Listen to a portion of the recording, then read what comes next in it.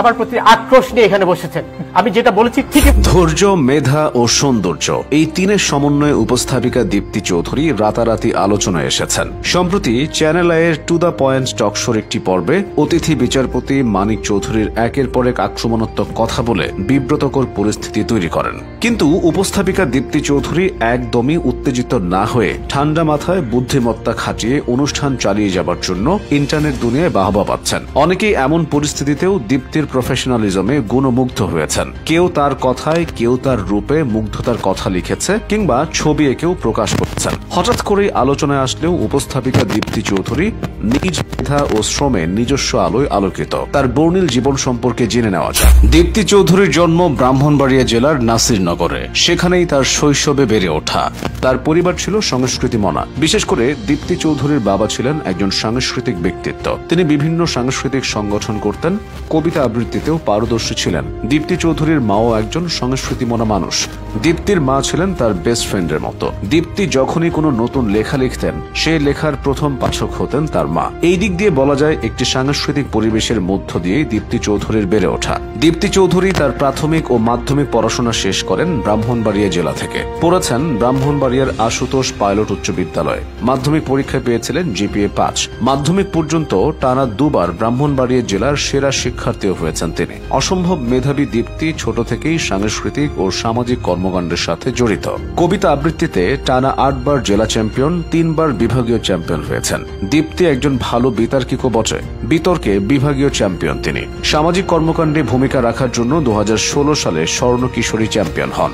2018 সালে সৃজনশীল মেধা অন্বেষণ প্রতিযোগিতায় ভাষা ও সাহিত্য বিষয়ে চট্টগ্রাম বিভাগের চ্যাম্পিয়ন দীপ্তি চৌধুরী। উপস্থিত বক্তৃতায় রয়েছে তার সফল পদচিহ্ন। 2018 সালে জাতীয় শিশু পুরস্কার প্রতিযোগিতায় ধারাবাহিক গল্প বলা বিষয়ে রৌপ্য পদক অর্জন করেন। এছাড়াও ছোটবেলায় গান, মঞ্চ, অভিনয় এসব বিষয়েও দ্যুতি ছড়িয়েছেন তিনি। দীপ্তি একজন ভালো বাচিক শিল্পী এবং আবৃত্তিকার। মাধ্যমিক পড়াশোনা শেষ করে তিনি ভর্তি হন ঢাকার হলিক্রস কলেজে। সেখানে সাফল্যের সাথে উচ্চ মাধ্যমিক পড়াশোনা শেষ করেন। এরপর তিনি ভর্তি হন দেশের প্রথম সারির বিশ্ববিদ্যালয় জগন্নাথ বিশ্ববিদ্যালয়ে। বর্তমানে এই বিশ্ববিদ্যালয়ে পড়াশোনা করছেন তিনি। দীপ্তি চৌধুরী বিশেষভাবে পরিচিত কিশোর কিশোরীদের নিয়ে কাজ করার জন্য। 2018 সালের জেনেভায় অনুষ্ঠিত গেইনের adolescents agents of change for a well nourished world শীর্ষক গ্লোবাল সম্মেলনে বাংলাদেশের কিশোর কিশোরীদের প্রতিনিধিত্ব করেন দীপ্তি চৌধুরী। রোহিঙ্গা ক্যাম্পে কিশোরী স্বাস্থ্য নিশ্চিতের লক্ষ্যেও কাজ করেছেন তিনি। একজন লেখক হিসেবেও বেশ সুপরিচিত দীপ্তি চৌধুরী। মাত্র 17 বছর বয়সে কিশোর কিশোরীদের নিয়ে প্রথম বই লেখেন তিনি। দীপ্তি চৌধুরী একজন উন্নয়ন কর্মী, কাজ করে যেতে চান মানুষের জন্য।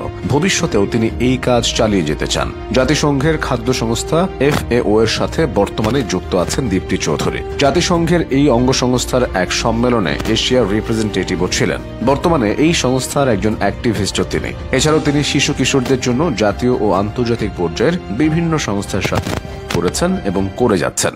নারীর ক্ষমতায়ন, বাল্যবিবাহ, কিশোর সুস্বাস্থ্য, ফুড সিস্টেম এবং পুষ্টি এসব বিষয় নিয়ে এখনো কাজ করে যাচ্ছেন দীপ্তি চৌধুরী। ভারত সরকারের আমন্ত্রণে 2024 সালে তিনি ইয়ুথ ডেলিগেশনে অংশগ্রহণ করেন। এছাড়াও আফ্রিকা ও ইউরোপের বিভিন্ন দেশে বাংলাদেশের ইয়ুথদের প্রতিনিধিত্ব করেছেন। এসবের বাইরেও তিনি প্রথম সারির টিভি চ্যানেলে উপস্থাপিকা হিসেবে কাজ করেন। বর্তমানে দীপ্তি চৌধুরী উপস্থাপিকা হিসেবে নিয়মিত কাজ করছেন চ্যানেল আইয়ের তারকা কথন এবং টু দ্য পয়েন্ট অনুষ্ঠানে।